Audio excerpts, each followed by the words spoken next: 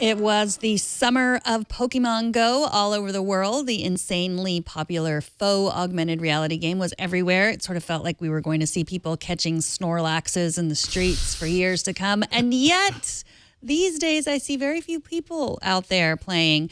Has Pokemon Go already gone, Sam? What do you think? Hold on. I got to do my dailies. Give me just a second here. Dailies.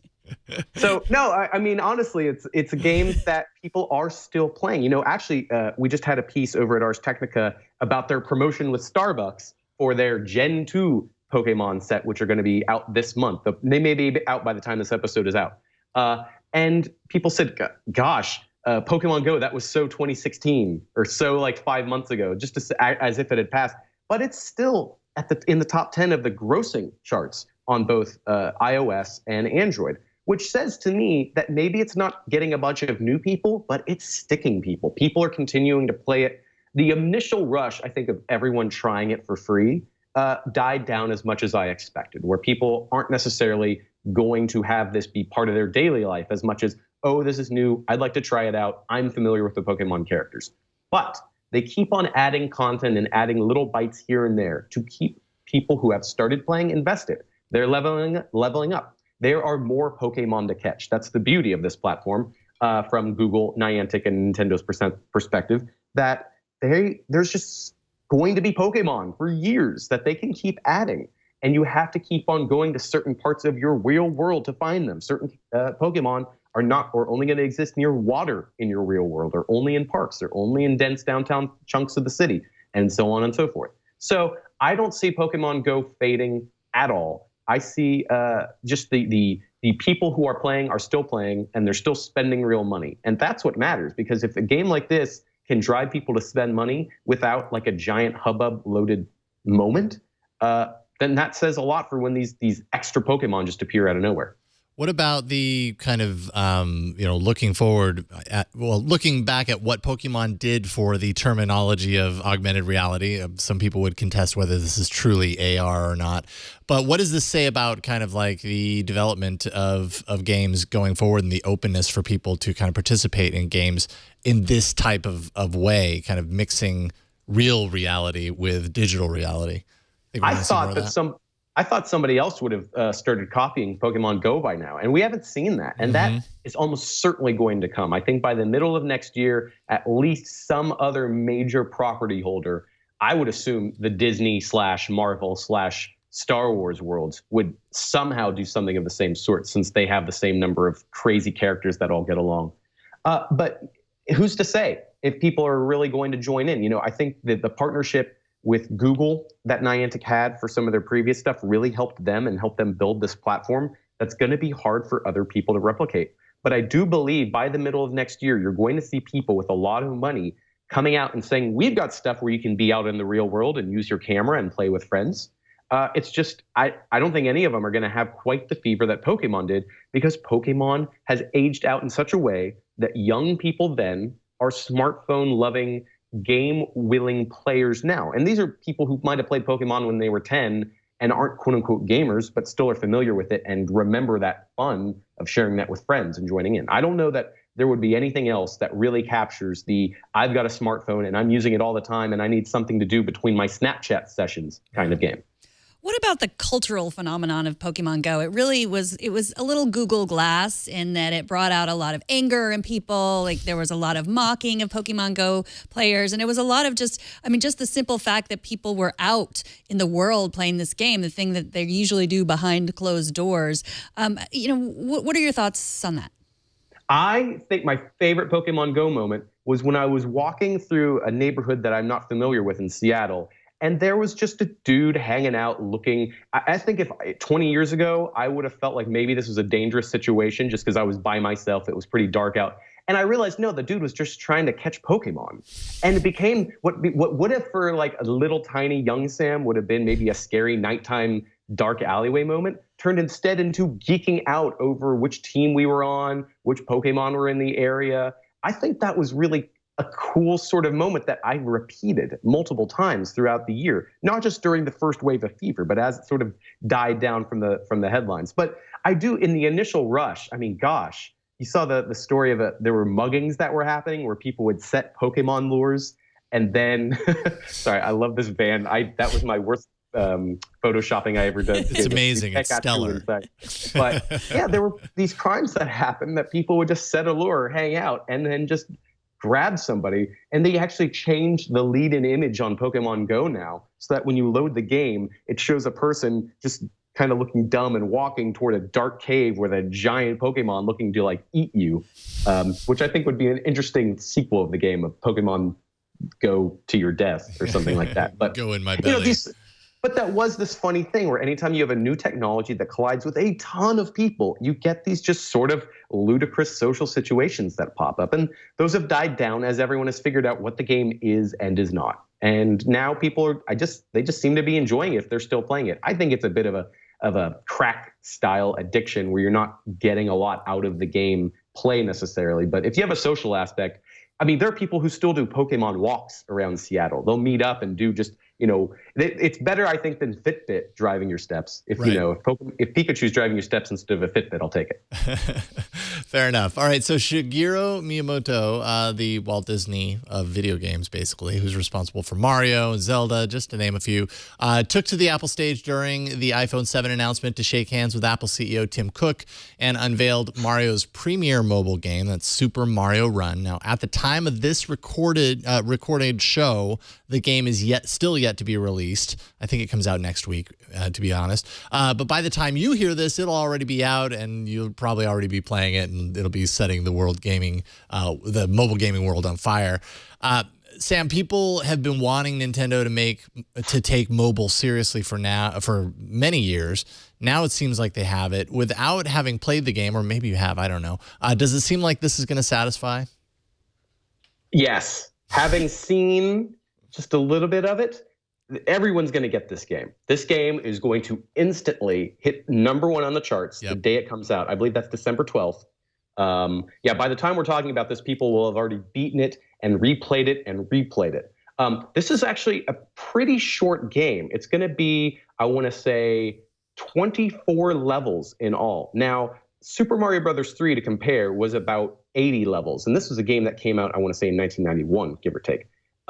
So for $10, you're getting 24 levels, and they're not very long. These are pretty quick burst, and they're designed to be replayed. They've got these little pink coin challenges and these friendless challenges and a quote-unquote kingdom builder. And they're all, these little extra modes are designed to get you to take the same levels and play them over and over and get as many coins as possible. And that's easy to do because it's just a one-button game. You just hold the controller or your phone with one hand, tap to jump, and tap to do other things. For example, you will automatically run over everything, including enemies. Like you'll see in some of these preview videos that are out that Mario will just sort of leap over a Goomba as if it's this little like hurdle, but you can tap while he's doing the hurdle in order to like springboard off of the Goomba, which is a new thing. This is one of a couple of new maneuvers that's being added because you are not controlling the running. Mario just goes.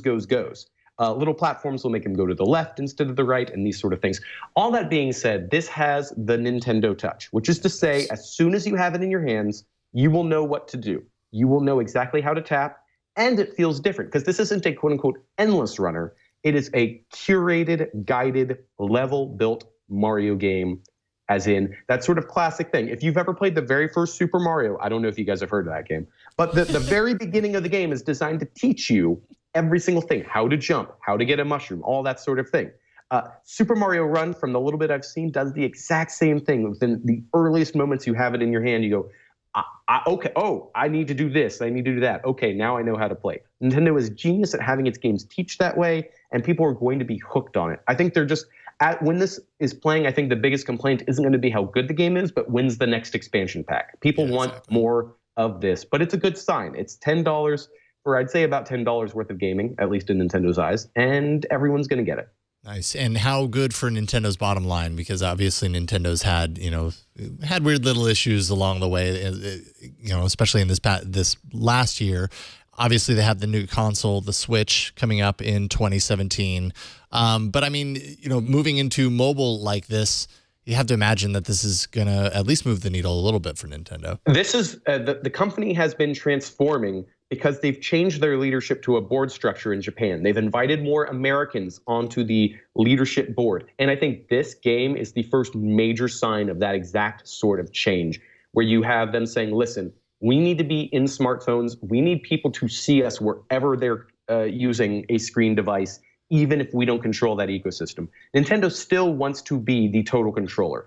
I don't see them releasing old classic Super Mario games or Zelda games on iPhone yet. I see this as simply a way to tease us into going to their systems, much in the way that free stuff on the Disney Channel drives people to buy Disney merchandise and go to Disney movies and that sort of thing. Nintendo wants to continue being that sort of major titan Disney, and at least they understand that people are going to smartphones and that matters, and that is going to move their bottom line. I think that's going to really set them up to be talked about and cared about as their new stuff comes out in 2017. 2016 was totally a write-off year. This was a tax write-off year, a dump year.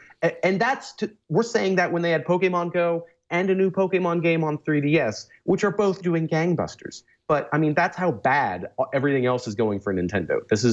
Next year is the hopeful reinvention. I know we're going to talk about next year later in the show, but for now, there's going to be more smartphone gaming coming for them. They've already announced Animal Crossing and Fire Emblem. These are a little nichier of series compared to Mario. And I think Mario coming first is good to set that plate so that people who have Super Mario Run are going to get the advertisement of maybe you've never heard of Fire Emblem, coming soon to your iPhone, that sort of thing. Yeah. Well, speaking of smartphones, the economy is booming again, especially if by economy you mean people willing to pay for smartphone games. Now, Sam, you said this year was the year that we reached critical mass in terms of mobile users' willingness to pay to play. And we were just talking about the Mario game that cost $10, which seems like a lot to me for a mobile game. And you're not talking about just downloading the game, but in-app purchases, people are really willing to play that. Pokemon Go, Candy Crush, just multiple games, Mobile Strike, Plants vs. Zombies, Heroes, Clash Royale, and others. What has changed this year that has made people more willing to pay for these games? Everybody has a smartphone. That is what has changed. I mean, that has been the case for some time, but I think really now the comfort with the Google Play Store and with the iOS App Store is just the kind of thing where everyone has a credit card loaded, or every kid has a payments thing set up for their game in a responsible way. You're not hearing these stories about people's kids spending $2,000 to $3,000 on the App Store. People know how app stores work. They know how in-app purchases work. This is a known beast. And now that we've kind of settled this, people who like these games, and there's adults and kids alike who are spending money on these games, are willing to spend money. They're willing to go in, and what that means is that these games aren't depending on what's known as a whale. This used to be back in the earlier days of the App Store. The quote-unquote whale player was the one who would spend $2,000 or $3,000 because they had a problem. Now we're having more average players coming in and spending 10, 15, 20 bucks while playing these games that have real gameplay. They're not the ones where you have to spend the money to actually enjoy it or spend the money to speed things along, although those games do exist, and I cannot stress enough how terrible they are. But you're getting games that really do allow you to interact with other people, to play these they're kind of multiplayer in that you'll take your turn, they'll take their turn, and they'll sync it up, this sort of mobile-friendly thing. And you want to pay money in these games to customize yourself, to stand out a little bit. It's a tip jar sort of system I am finding in general, that people are just willing to spend that money. And it's really as simple as that now that has happened, whether people are spending the money after getting the game for free or spending a few bucks to buy the game that they might not have bought before, the money is just getting spent on smartphone games because you just have more people, they're more comfortable with it, and the games are getting better. You can't get away with just crappy Farmville. You have to have a compelling game, and you have to have an audience, enough people playing it so that when you load it up, you go, oh, there's a party here. I don't want to miss out on the party. I'm joining up. I'm going to play. And then, oh, I'm having a good time playing against other people. I will buy myself the silly Halloween-themed costume for $2. Why not? You know, it's really the why not syndrome. It sounds really anecdotal. I don't have a lot of data about this, but I've been watching. The money is happening. These games are being advertised on every major sports show and TV show. You know, they're the kings, and that's why Activision bought. I think the company is called King, because Activision saw this. They saw money's being spent. Good investment on their part. The Candy Crush empire is kings, and they are still totally printing cash. So it's just a changing of the breeze about how people play with smartphone games.